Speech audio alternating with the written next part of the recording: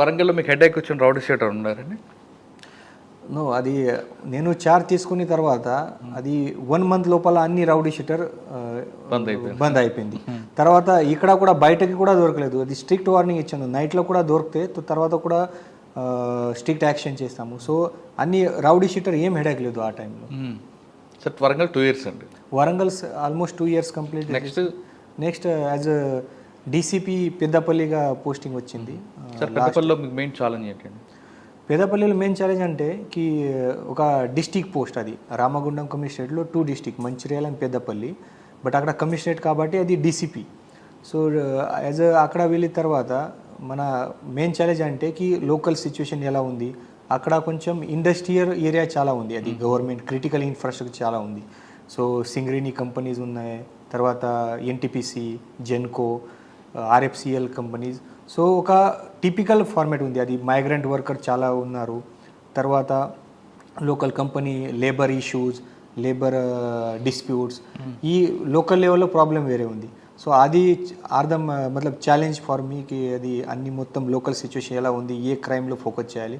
So ఇది security of critical infrastructure, తర్వాత labour dispute, తర్వాత అది మైగ్రెంట్ వర్కర్స్లోనే కాకి రికార్డ్ మెయింటైన్ చేయాలి, వాళ్ళు ఇల్లీగల్ యాక్టివిటీ చేయలేదు దీనికోసంనే కాకి పెట్రోలింగ్ గట్టిగా సర్విలెన్స్ చేయాలి. సో ఆ టైప్లో వేరే ఛాలెంజెస్ అక్కడ పెద్దపల్లిలో. తర్వాత లాస్ట్ 4-5 months నుంచి మళ్ళీ ఎలక్షన్ స్టార్ట్ అయింది. సో ఎలక్షన్లో ఎట్లా ఇక్కడ పోలింగ్ లొకేషన్, స్టేషన్స్, పాత హిస్టరీ అన్నీ మొత్తం ఈ ఎలక్షన్ టైం కూడా అది ఉంది. అచ్చా, అక్కడ మీ అచీవ్మెంట్ ఏముందండి?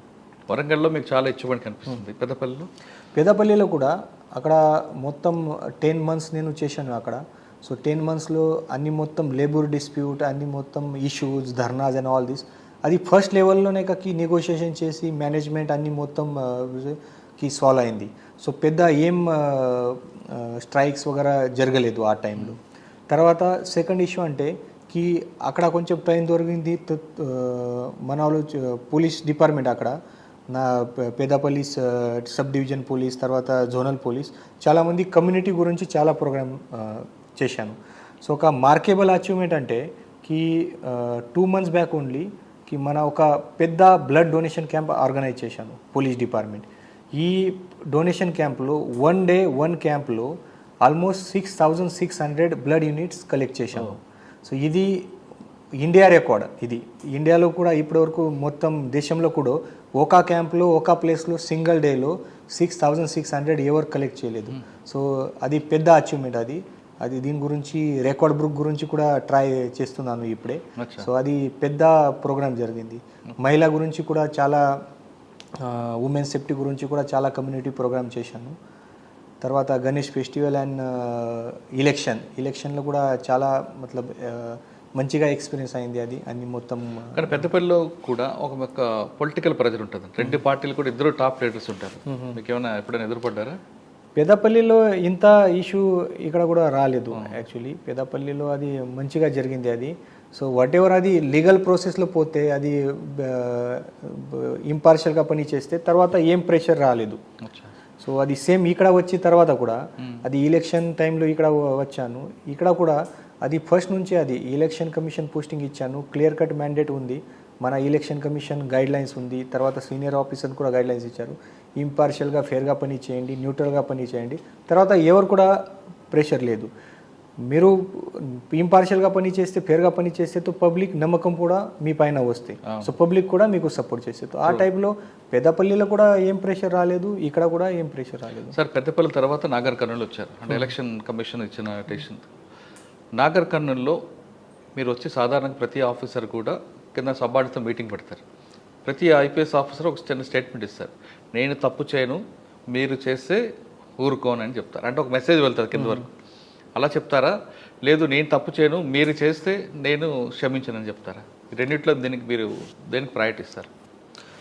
అది ఫస్ట్ ప్రయారిటీ అంటే నేను ఇక్కడ వచ్చిన తర్వాత నా ఫస్ట్ మీటింగ్లో నేను క్లియర్ కట్గా చెప్పాను, ఇది whatever happened or what is happening or allegations coming, అది వేరే. మన ఇక్కడ ఎలక్షన్ మ్యాండేట్ ఉంది, ఎలక్షన్లో ఇంపార్షియల్గా ఫేర్గా పని చేయాలి.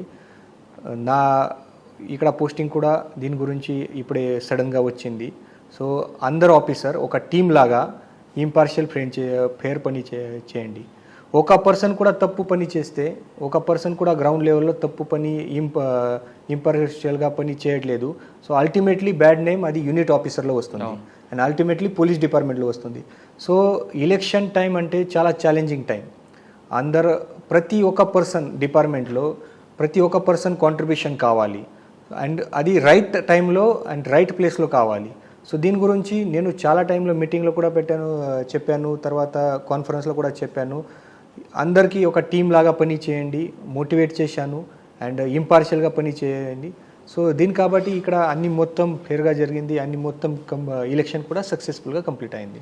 ఎలక్షన్ టైంలో ఎక్కడ కూడా చిన్న ఇష్యూ కూడా జరిగింది, చిన్న ఇష్యూ ఇక్కడ జరుగుతుంది, బట్ టైమ్లీ ప్రాంప్ట్ యాక్షన్ చేసి అది సాల్వ్ అయింది. అది పెద్ద ఇష్యూ ఏం కాలేదు. అంటే కొల్లాపూర్ ఆ ప్రాంతంలో కొంచెం చిన్న ఇష్యూస్ అయినట్లే కదా. కొల్లాపూర్ ప్రాంతంలో కొన్ని ఇష్యూస్ అయింది, తర్వాత ఆచంపేట ప్రాంతంలో కూడా కొన్ని ఇష్యూ అయింది.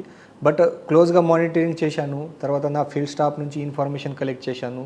లోకల్ పోలీసులు కూడా మళ్ళీ చెప్పి ప్రాంప్ట్గా యాక్షన్ తీసుకోండి.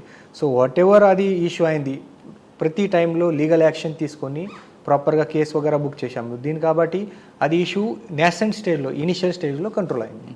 కానీ రెండు పార్టీ వాళ్ళు కూడా మాకు ఫేవర్ చేయండి అని కానీ లేదా న్యూట్రల్గా ఉండని కానీ ఎవరైనా వచ్చి కలిసారా మీకు? ఎవరు కలలేదు. అన్నీ మొత్తం నైకకి అడ్మినిస్ట్రేషన్ అంతే ఎట్లా నైకకి అన్ని సబార్డినేట్ ఆఫీసర్లు అందరికీ ఇన్స్ట్రక్షన్ ఇచ్చాను. సో నో వన్ ఇక్కడ వచ్చి నైకకి మీరు సాయం చేయండి అది కాదు, ఓన్లీ ఫేర్గా నైకకి చేయండి. అది పబ్లిక్ నమ్మకం కావాలి మన పైన, పోలీస్ డిపార్ట్మెంట్ పైన పబ్లిక్ నమ్మకం ఉంది, ఆటోమేటిక్లీ అన్ని మొత్తం సాల్వ్.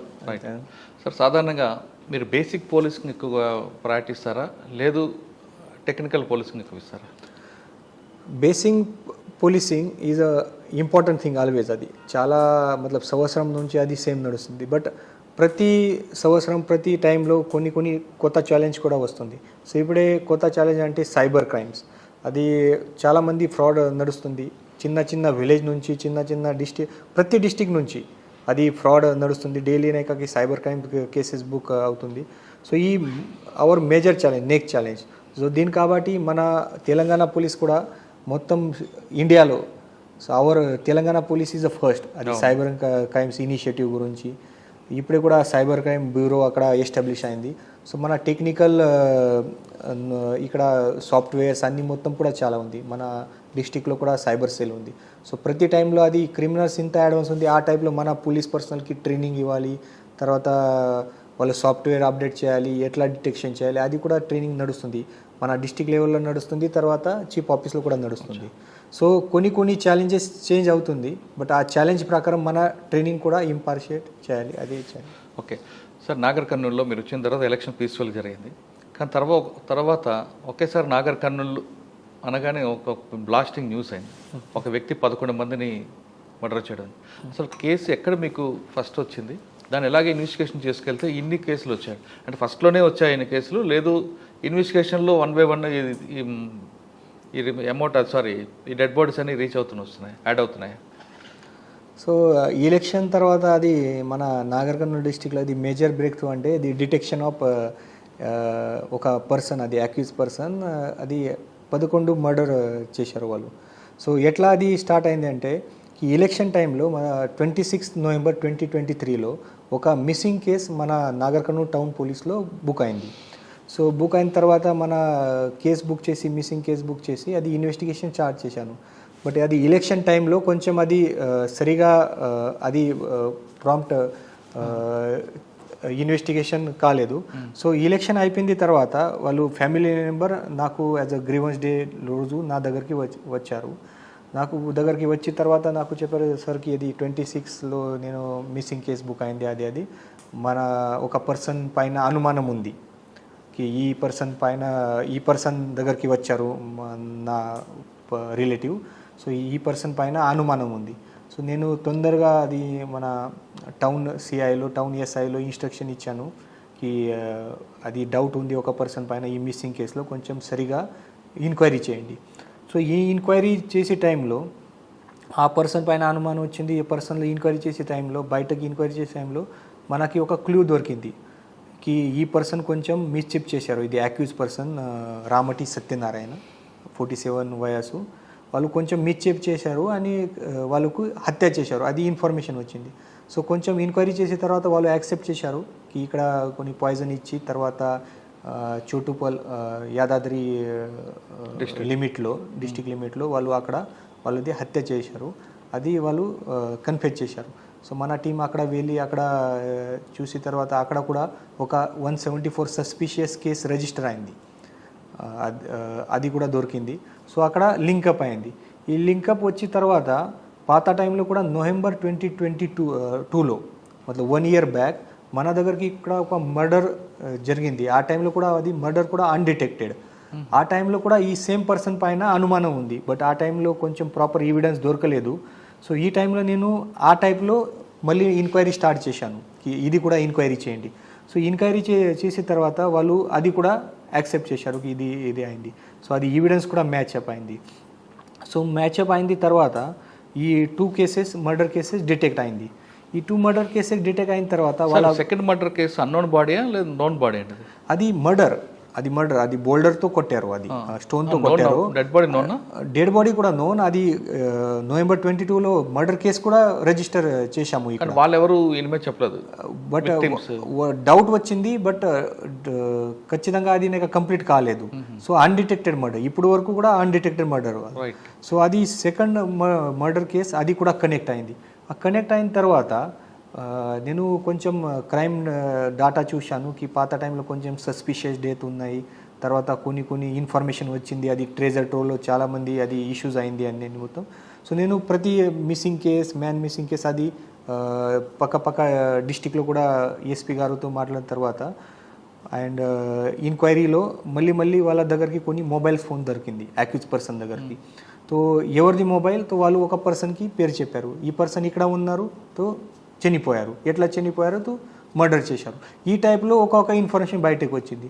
సో ఫస్ట్ వాళ్ళు 2020లో ఆగస్ట్ 2020లో వానపర్తి డిస్టిక్లో రేవలి పోలీస్ స్టేషన్ లిమిట్లో వాళ్ళు ఒక 4 పర్సన్కి హత్య చేశారు, ఒక ముస్లిం కుటుంబకి. అది కూడా ట్రెజర్ ట్రూ. వాళ్ళ మోడస్ ఆపరెండి, అక్యూజ్ పర్సన్కి మోడస్ ఆపరెండి అంటే కి ఇది ఫ్యామిలీ నుంచి అది కొంచెం విద్య నడుస్తుంది, అది తావి చిన్న బ్లాక్ మ్యాజిక్ వగేరా నడుస్తుంది. సో ఈ పర్సన్ ఇక్కడ కొంచెం రియల్ ఎస్టేట్ బిజినెస్ చేస్తున్నారు, బట్ చాలామంది వాళ్ళకు అప్రోచ్ చేసి ట్రెజర్ ట్రూ గురించి అప్రోచ్ చేశారు.